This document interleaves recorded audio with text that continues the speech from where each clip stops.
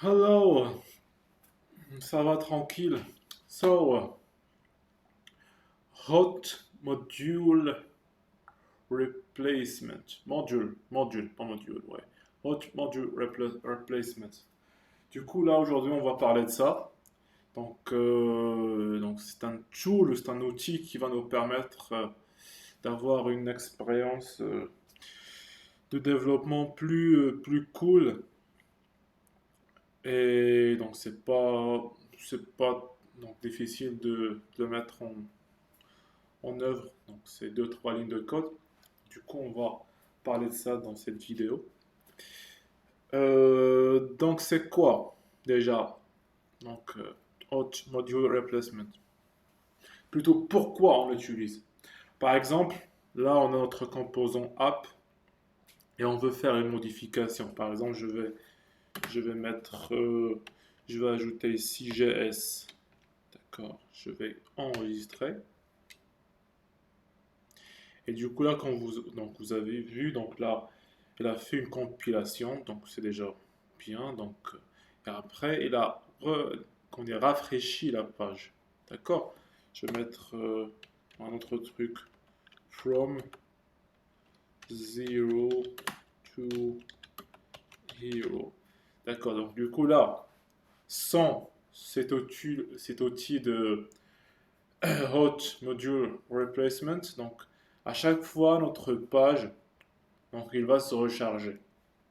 Et du coup, c'est pas vraiment très productif pour genre les grosses, ou plutôt les applications qui, on aura pas mal de states et pas mal de variables qui seront déjà donc exécutées, d'accord?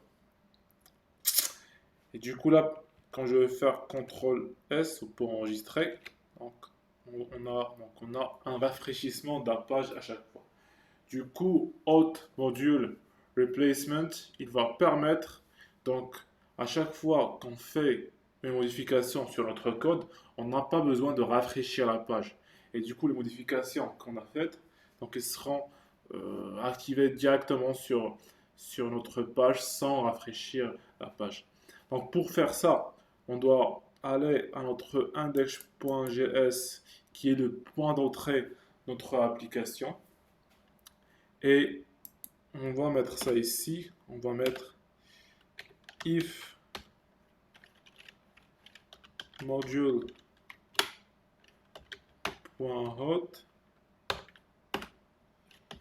module.hot.accept.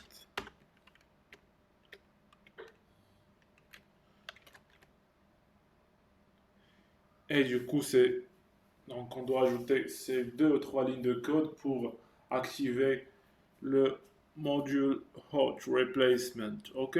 Et du coup, là, on va le vérifier. Par exemple, si with, je vais ajouter comment dire, with me.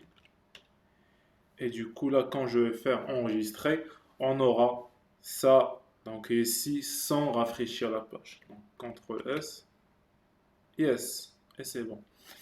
Et du coup, ça, c'est un outil qui est très, très, très, très, très intéressant.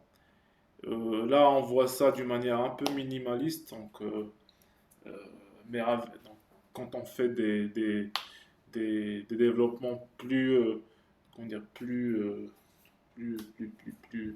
intéressantes que ça. Donc du coup, on va voir la différence ou l'utilité de cette, cet outil-là.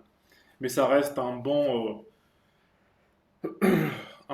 bonne pratique à faire. Donc tous les gens, on peut dire les vrais développeurs ou je sais pas donc les développeurs qui font du dev donc React, ils utilisent ce module quand ils font du développement. Après, c'est normal quand on passe aux productions, on va l'enlever.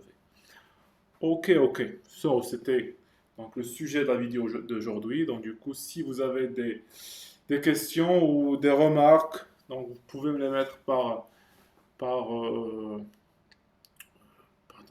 commentaire ou par message sur ma page Facebook. Et ça, sinon, donc du coup là, toutes ces dernières vidéos, c'était plutôt une introduction à React.js pour avoir vraiment, genre, tous les, donc, vraiment une vraie introduction. C'est pas une introduction comme ça, après on passe au développement. Du coup là, j'essaie de vraiment passer sur tous les petits détails afin que donc, quand on commence à faire du code, du vrai dev, donc on sera vraiment sur de bonnes bases. Ok, so ciao ciao.